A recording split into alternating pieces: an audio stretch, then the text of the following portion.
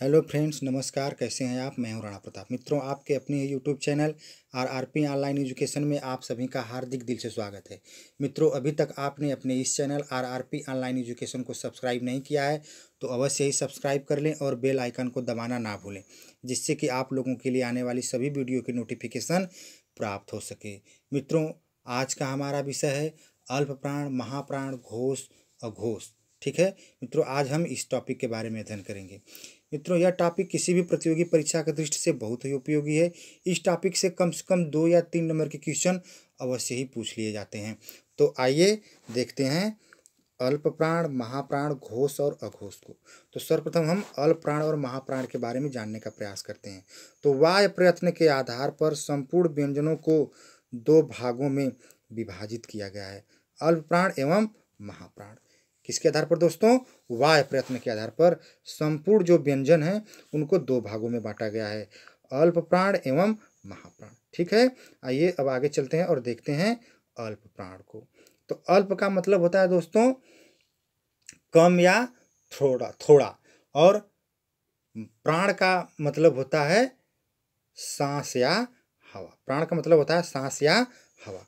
तो जिन वर्णों का उच्चारण करते समय मुख से निकलने वाले श्वास की मात्रा अल्प रहती है, वैसे वर्णों को अल्प प्राण कहा जाता है। ठीक है मित्रों, जिन वर्णों का उच्चारण करते समय मुख से जो हमारी श्वास निकलती है वे कम मात्रा में हो, वैसे वर्णों को अल्प प्राण कहा जाता है। जैसे क को बोलने में कितना जल्दी क समाप्त हो गया, तो ऐसे वर्णों को। ठीक है, आइए इसमें हम आगे चलते हैं और देखते हैं। प्रत्येक वर्ग समूह का पहला, तीसरा तथा 5वां वर्ण अल्प प्राण कहलाता है। ठीक है दोस्तों, प्रत्येक वर्ग समूह का कौन कौन? पहला, तीसरा और 5वां वर्ण अल्प प्राण कहलाता है। और इसमें सभी स्वर भी आ जाते हैं, सभी स्वर भी अल्प प्राण कहलाते हैं। इसके अलावा अंतस्थ, यर, लव, ये भी अल्प प्राण के अंतर्गत ही आ जाता है। इसके अलावा अनुस्वार जो अंग होता है ये भी अल्प प्राण की श्रेणी में आ जाता है। ठीक है दोस्तों, तो अब हम इसको जानने के लिए अब हम थोड़ा सा हम लोगों को स्पर्श व्यंजन के बारे में जानना होगा, क्योंकि स्पर्श व्यंजन पे ही ये अल्प प्राण, महाप्राण, घोष, अघोष पूरा डिपेंड है। ठीक है, तो आइए देखते हैं स्पर्श व्यंजन। तो व्यंजन वर्ग के या व्यंजन वर्ण के क से लेकर के म तक के सभी 25 वर्ण को स्पर्श व्यंजन कहा जाता है। ठीक है दोस्तों, व्यंजन वर्ग के क से लेकर के म तक के जितने भी 25 वर्ण होते हैं उनको स्पर्श व्यंजन कहता है, जिनको 5 वर्गों में बांटा गया है। कितने वर्गों में बांटा गया है? 5 वर्गों में बांटा गया है, और प्रत्येक वर्ग में 5-5 वर्णों को रखा गया है। ठीक है, और प्रत्येक वर्ग इस प्रकार है: क वर्ग, च वर्ग, ट वर्ग, त वर्ग और प वर्ग। ठीक है, क वर्ग में क, ख, ग, घ अंगा को रखा गया है। वहीं च वर्ग में च, छ, ज, झ इया को रखा गया है। वहीं ट वर्ग में ट, ठ, ड, ढ ड़ को रखा गया है। वहीं त वर्ग में त, थ, द, ध न को रखा गया है। वहीं प वर्ग में प, फ, ब, भ म को रखा गया है। ठीक है दोस्तों, तो ये हमारे क्या हो गए? स्पर्श व्यंजन हो गए। आइए अब हम इसके हिसाब से अल्प प्राण को जानने का प्रयास करते हैं। तो प्रत्येक वर्ग समूह का पहला, कौन सा? ये पहला हो गया। ठीक है, ये पहला हो गया। इसके बाद ये तीसरा हो गया। ठीक है, ये तीसरा हो गया।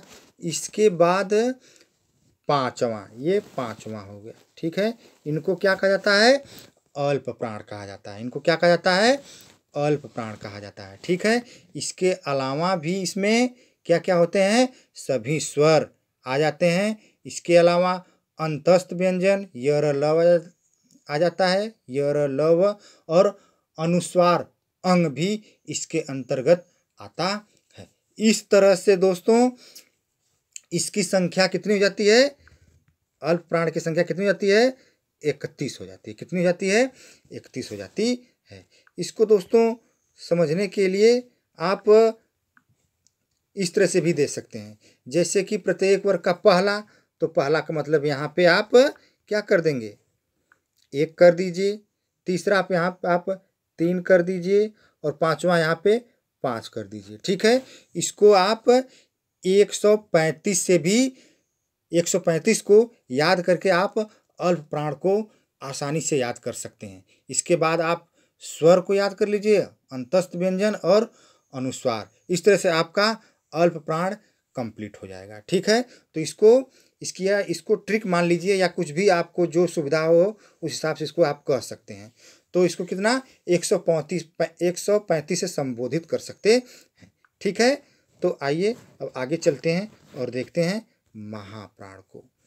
तो जिन वर्णों के, सर्वप्रथम हम महाप्राण के अर्थ के बारे में जान लेते हैं। महा का मतलब होता है ज्यादा। महा का मतलब क्या होता है, ज्यादा। महा का ज्यादा, और प्राण का अर्थ होता है दोस्तों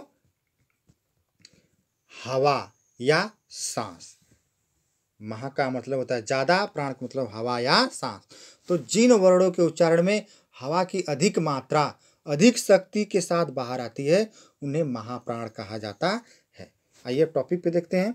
जिन वर्णों के उच्चारण में श्वास की अधिक मात्रा निष्कासित होती है वैसे वर्णों को महाप्राण कहा जाता है। वैसे वर्णों को क्या कहा जाता है, महाप्राण कहा जाता है। प्रत्येक वर्ग का दूसरा, चौथा तथा सभी ऊष्म वर्ण महाप्राण कहलाते हैं। ठीक है दोस्तों, प्रत्येक वर्ग का कौन कौन, प्रत्येक वर्ग का पहला नहीं सॉरी प्रत्येक वर्ग का दूसरा और चौथा वर्ण, कौन कौन, दूसरा और चौथा वर्ण महाप्राण कहलाते हैं। ये दूसरा हो गया और ये चौथा हो गया, ये क्या कहलाते हैं, महाप्राण कहलाते हैं। इसके अलावा ऊष्म स ह, उसमें जैसे तीनों स, बड़ा स, खटकोर वाला स और छोटा स और ह, ये महाप्राण हो जाता है। और इसके अलावा दोस्तों विसर्ग जो है, अंग, ये भी महाप्राण की श्रेणी में आता है। ठीक है दोस्तों, तो इस तरह से महाप्राण की संख्या कितनी हो जाती है, 15 हो जाती है। कितनी हो जाती है दोस्तों, 15 हो जाती है। और महाप्राण को जानने के लिए आप जैसे कि प्रत्येक वर्ग का दूसरा, तो यहाँ पे आप 2 लिख दीजिए और चौथा यहाँ पे 4 लिख दीजिए। इस तरह से 24 हो गया ना ये। इस तरह से 24 से आप याद करके महाप्राण को आप याद कर सकते हैं। इसके अलावा आप जान लीजिए ऊष्म वर्ण हो जाता है, बड़ा स, खटकोर वाला स, छोटा स और ह को, और एक विसर्ग जैसे कि अह को भी महाप्राण में रखा जाता है। इस तरह से इनकी संख्या कितनी हो जाती है, कितनी हो जाती है दोस्तों, अभी मैं बताया 15 हो जाती है। कितनी हो जाती है, 15। ठीक है, इनकी संख्या 15 हो जाती है। आइए अब आगे चलते हैं और देखते हैं घोष को। किसको देखते हैं, घोष को। आइए सर्वप्रथम हम घोष के अर्थ को जानने का प्रयास करते हैं। तो घोष का मतलब होता है दोस्तों नाद, श्वास, आवाज, गरज, तरंग आदि, ये घोष कहे जाते हैं। ठीक है, घोष को सघोष और घोषत्व भी कहा जाता है। ठीक है, तो आइए देखते हैं। जिन ध्वनि के उच्चारण में तंत्रियों में कंपन की प्रक्रिया होती है, इस कंपन के कारण वर्ण के उच्चारण के साथ जो तरंग वायु के साथ बाहर आती है उन्हें घोष कहा जाता है। उन्हें क्या कहा जाता है, घोष कहा जाता है। या इसको इस तरह से भी देख सकते हैं, जिन व्यंजनों के उच्चारण में हमारे गले की स्वर तंत्रियां कंपन करती हैं, जिन व्यंजनों के उच्चारण में हमारे गले की जो स्वर तंत्रियां हैं वे कंपन करती हों, उसे घोष या सघोष या घोषत्व वर्ण कहा जाता है। ठीक है दोस्तों, आइए अब आगे चलते हैं और देखते हैं सभी स्वर वर्ण।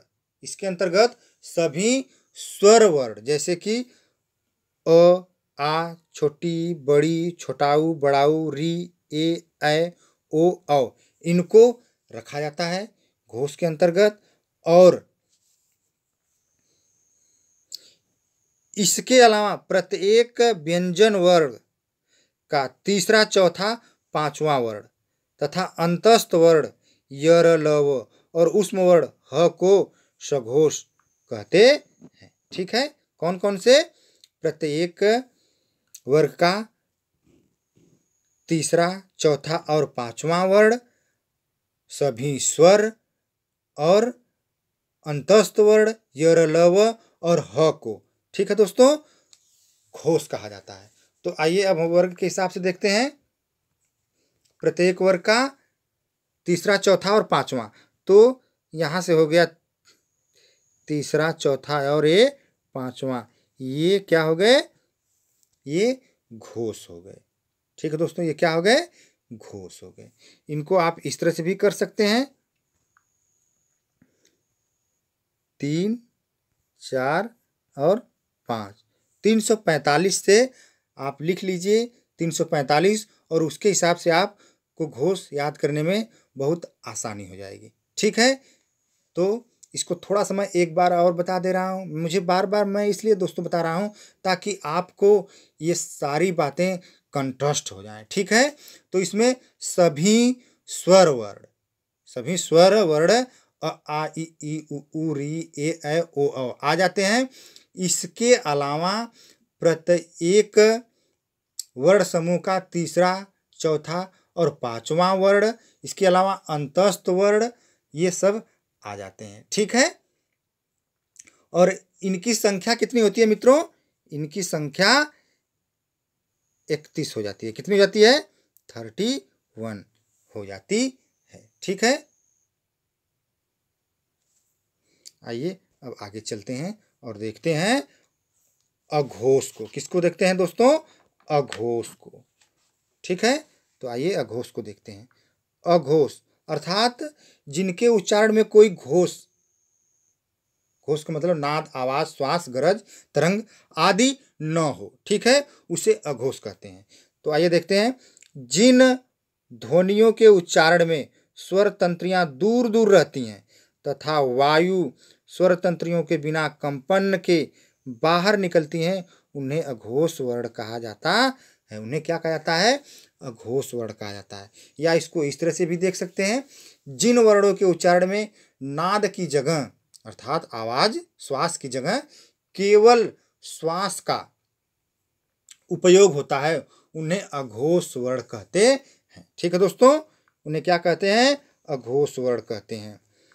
व्यंजन वर्ग का पहला, दूसरा तथा ऊष्म वर्ण स, स, स अर्थात बड़ा स, खटखोरा वाला स और छोटा स, ये अघोष वर्ण कहलाते हैं। ठीक है दोस्तों, व्यंजन वर्ग का पहला, दूसरा और ऊष्म वर्ण का तीनों स, ये क्या कहलाते हैं? अघोष कहलाते हैं। ठीक है दोस्तों, ये क्या कहलाते हैं? अघोष कहलाते हैं। तो आइए हम ग्राफ से इसको जानने का प्रयास करते हैं। पहला और दूसरा प्रत्येक वर्ग का क वर्ग, च वर्ग, ट वर्ग, त वर्ग और प वर्ग का पहला और दूसरा।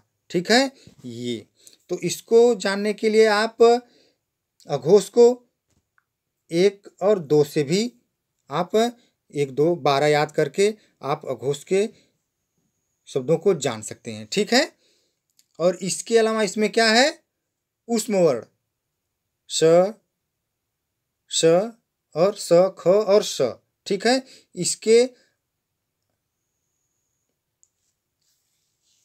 इसमें दोस्तों कितने वर्ण होते हैं? इसमें 13।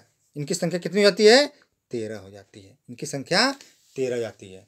ठीक है, ये जो कि घोष का ठीक उल्टा है, घोष का ठीक उल्टा है अघोष। ठीक है, तो दोस्तों मुझे आशा ही नहीं पूर्ण विश्वास है कि आपको ये हमारी वीडियो अच्छी लगी होगी। अगर दोस्तों हमारी वीडियो अच्छी लगी है तो आप इस वीडियो को लाइक, शेयर और कमेंट करना ना भूलें, और हमारे इस चैनल RRP ऑनलाइन एजुकेशन को अवश्य ही सब्सक्राइब कर लें। अगर नहीं सब्सक्राइब किए हैं तो अवश्य ही सब्सक्राइब कर लें और बेल आइकन को दबाना भी ना भूलें, जिससे कि आप लोगों के लिए आने वाली सभी वीडियो की नोटिफिकेशन प्राप्त हो सके।